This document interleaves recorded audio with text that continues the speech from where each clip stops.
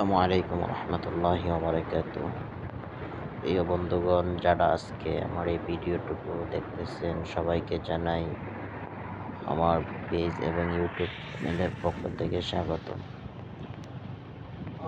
দেখেন, গ্রাম হলো সৌন্দর্যের এক লীলাভূমি। আর বিশেষ করে নদী এবং গ্রাম এবং হাওর যদি তিনোটা জায়গা যদি একত্রিত হয়, তাহলে সৌন্দর্যের তো কোনো শেষ নাই।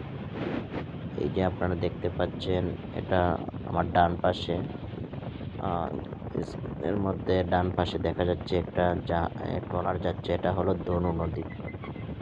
আর নদীর পাড়ে শত শত জায়গার মধ্যে পড়ছে ভুট্টা। আসলে এতই সুন্দর এবং মনোরম পরিবেশ, যা বলা যায় না। আর গ্রামের ভিতরে, হাওরের ভিতরে এই গুড়গুলো আমার কাছে সত্যি এতটা ভালো লাগে, যা দেখার মতো। আপনারা দেখতে পাচ্ছেন চতুর্দিকে শুধু, এখানে কিছুদিন পূর্বে অনেক পানি ছিল। আর এখন যারা কৃষক, বিশাল বড় গৃহস্থী আছে, ধান চাষ করে, তারা হাওরের ভিতরে ঘর বাঁধছে। এই ঘরের মধ্যে তারা পুরা একটা সিজন থাকবে এখানে।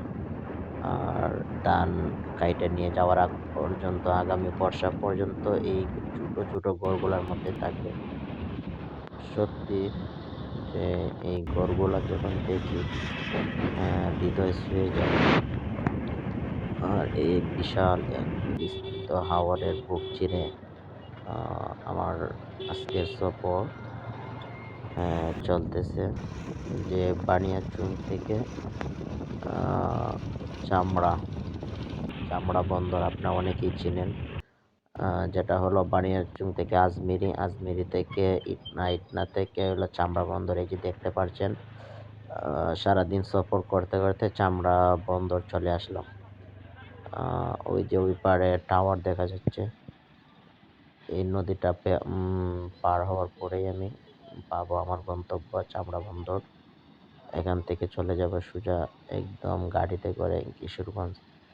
ওই হাওরে আপনাদেরকেও ঘুরতে আসার জন্য অবশ্যই ইনভাইট করি। বর্ষাকালে যেমন দেখতে সুন্দর, বর্ষার পরবর্তী সময়টাও অনেক বেশি সুন্দর। যাই হোক, সবাই ভালো থাকবেন। আসসালামু আলাইকুম।